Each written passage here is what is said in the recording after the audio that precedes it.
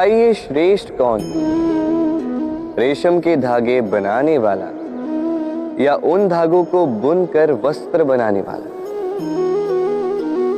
निश्चित रूप से वस्त्र बनाने वाला। अब बताइए श्रेष्ठ क्या है? माटी को पूरे तट पर बिखेर कर रख देने वाली बाढ़ या उस माटी को समेट कर उसी से एक मूर्ति बनाने वाला मूर्तिकार? निश्चित रूप से मूर्तिकार। अब बताइए श्रेष्ठ कौन है? देवताओं और दानवों का वो दल जिन्होंने अमृत प्राप्ति के लिए इस संसार में हलाहल फैला दिया, या वो महादेव जिन्होंने इस हलाहल को सूक्ष्म करके अपने कंठ में समाहित कर लिया? निश्चित रूप से महादेव श्रेष्ठ। इसी प्रकार संसार में छोटी छोटी बातों को बड़ा करने वाले श्रेष्ठ नहीं होते, क्योंकि छोटी छोटी नोकझोंकों को द्वंद्व में परिवर्तित करना बड़ा ही सरल है। किंतु श्रेष्ठ सदैव वो होता है जो बड़े से बड़े युद्ध को समझौता बनाकर समाप्त कर दे। राधे राधे। किसी पंछी को देखा है? जब उसे अंडे देने होते हैं तो वो सर्वप्रथम एक स्थान खोजता है, एक स्थान जो वर्षा, धूप, शत्रुओं से सुरक्षित हो। फिर वो अपना घोंसला बनाता, फिर अंडे देता, और फिर जब उन अंडों से नन्ही संतानें निकल आती तो उन्हें भोजन देता, उनकी सुरक्षा करता। परंतु जब उनके पंख निकल आए तो ना उन्हें भोजन देती है, ना ही उन्हें घोंसला बनाना सिखाती। उड़ने की कला सिखाती है बस। फिर वो नन्ही संतानें उड़ने की कला सीखकर स्वयं अपना भोजन लाना सीख जाती, स्वयं घोंसला बनाना सीख जाती। और हम मनुष्य क्या करते हैं? संतान के बड़े होने के पश्चात भी उनकी चिंता में सूखते हैं, प्रयास करते हैं कि उनके लिए घर बना सके, और अपनी संतान को और भी शक्तिशाली बनाने के स्थान पर पंगु कर जाते हैं। जीवन में वही कीजिए जो एक पंछी करता है। अपनी संतान को उड़ने की कला सिखाई, संस्कार दीजिए, और एक समय के पश्चात उसे स्वयं अपना आकाश चुनने को मुक्त कर दीजिए। राधे राधे। संसार में सबसे कठिन कार्य क्या है? कोई कहेगा पर्वत पर चढ़ना, कोई कहेगा तैरना, कोई कहेगा उड़ना। किंतु क्या ये वास्तव में कठिन है? असल में देखा जाए तो बस ये थोड़े भिन्न है। जो कर्म हमारे लिए करना थोड़े भिन्न हो, हम उसे कठिन समझ लेते। जैसे तैरने की कला भिन्न है, पर्वत चढ़ने की कला भिन्न है, उड़ने की कला भिन्न है।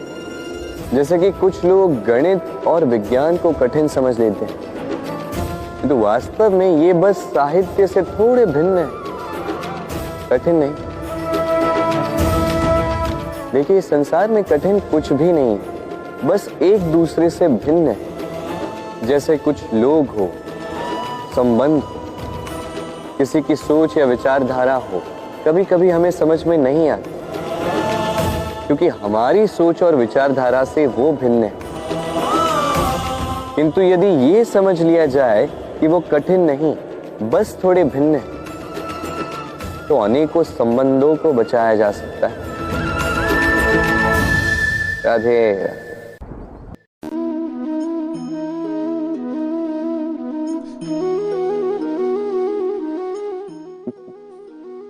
अब आप सोच रहे होंगे कि मैं इतनी एकाग्रता के साथ इस चींटी को क्यों देख रहा हूं। आपको बता दूं कि आज इस चींटी को देखकर मैं मंत्रमुग्ध हो चुका हूं। इसके रूप, इसके आकार को देखकर नहीं, इसके प्रयासों को देखकर।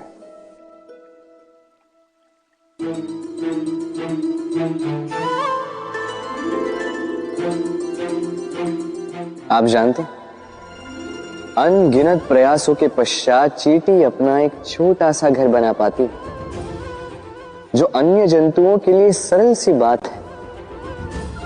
वो चींटी के लिए उसके जीवन की सबसे बड़ी घटना, सबसे बड़ी सफलता है। भविष्य में चींटी रहे न रहे, इनके बनाए हुए घर वर्षों पश्चात तक टिके रहते हैं। जीवन में सफलता के साथ भी ऐसा ही होता है। आपको एक दिन में सफलता नहीं मिलती, किंतु यदि आप प्रतिदिन प्रयास करते रहे तो एक दिन आपको सफलता अवश्य मिलेगी। स्मरण रखिएगा, भाग्य के द्वार उनके लिए नहीं खुलते जो हार मान लेते हैं। भाग्य उनका स्वागत करता जो उठकर उनके द्वार खटखटाने का प्रयास करते। तो प्रयास करते रहे, सफलता एक न एक दिन आपके पास आएगी। राधे राधे। सेतु बांधने की कथा के विषय में तो आपने सुना ही होगा। श्री राम की सेना को 100 योजनों के समुद्र को पार करके लंका पर आक्रमण करना था। वास्तुका, नल और नील ने सेतु बांधने का उपाय सोचा, किंतु अब सेतु बांधा कैसे जाए? समुद्र इतना गहरा है, कितने पत्थर डाले जाए कि पार करने लायक स्थान हम समुद्र से ले सकें। तब किया गया एक काम, पत्थरों पर लिखा गया राम का नाम, और जब इन पत्थरों को सागर में फेंका गया तब वो तैरने लगे। अब कोई कहेगा ये राम के नाम की महिमा, कोई कहेगा ये नारायण का कोई चमत्कार, किंतु नहीं, ये राम का वो गुण, उनके व्यक्तित्व की वो महानता है जिसने उनका प्रतिनिधित्व किया कि पत्थर भी इस सागर में तैरने लगे।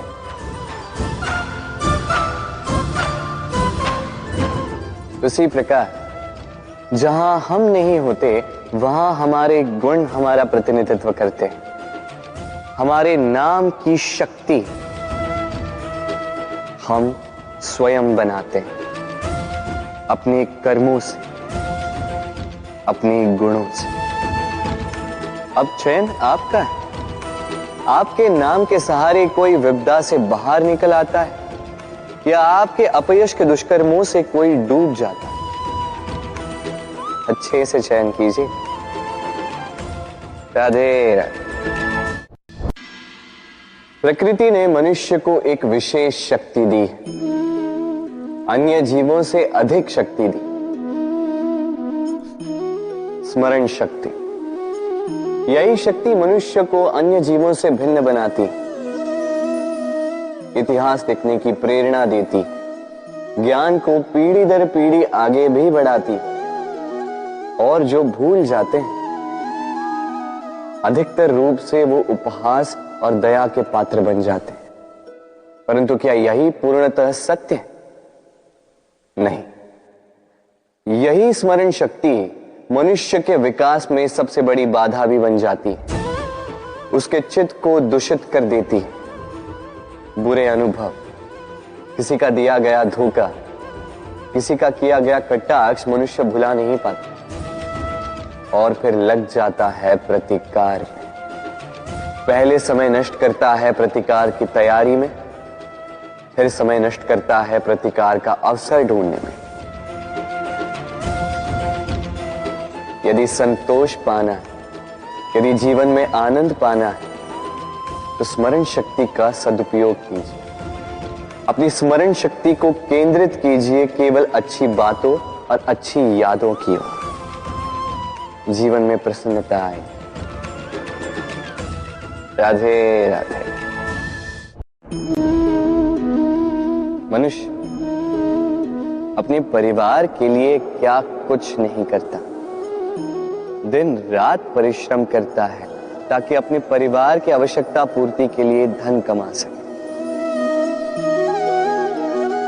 परंतु क्या केवल धन कमाना पर्याप्त है? आप कहेंगे हाँ, क्यों नहीं। धन से सब कुछ मिलता है, विद्या मिलती है, घर मिलता है, औषधि मिलती है, क्या कुछ नहीं मिलता। ये सब एक सीमा तक ठीक, किंतु तनिक मन से सोच के देखिए, जब बालक रोगी होता है तो वो उस कड़वी औषधि को क्यों पी लेता? इसलिए क्योंकि उसके पिता ने उस औषधि को धन से खरीदा? नहीं, बल्कि इसलिए क्योंकि उसके सामने खड़ा उसका पिता, उसे उन पर विश्वास है कि वो उसे कुछ नहीं होने देंगे। ये विश्वास, ये संस्कार, ये सीख कभी धन से नहीं मिलती। ये मिलती है उस समय से जो माता पिता ने अपने संतान के साथ बिताया। इसलिए जीवन में धन अवश्य कमाई, किंतु अपने परिवार को भी समय दीजिए, प्रसन्नता मिलेगी। राधे राधे। समय कितना विचित्र होता है। समय हमारे साथ हो तो हम स्वयं को राजा मान लेते हैं, वही समय यदि विरुद्ध हो जाए तो रंक बनने में समय नहीं लगता। इसलिए मनुष्य की एक आदत होती है, बुरे समय के लिए कुछ बचा कर रखता है। संबंधी, मित्र बुरे समय में साथ छोड़ देते हैं। यश, मान बुरे समय में चला जाता है। तो व्यक्ति सोचता है क्यों ना धन संचय कर। धन का तो कोई मन नहीं होता जो समय आने पर बदल जाए। संसार कहता है कि धन का संचयन करते रहो, बुरे समय में काम आएगा ही। मैं कहता हूं शुभ कर्म करते रहो, आनंदित रहो, स्वयं पर और ईश्वर पर विश्वास रखो, बुरा समय कभी आएगा ही नहीं। राधे राधे।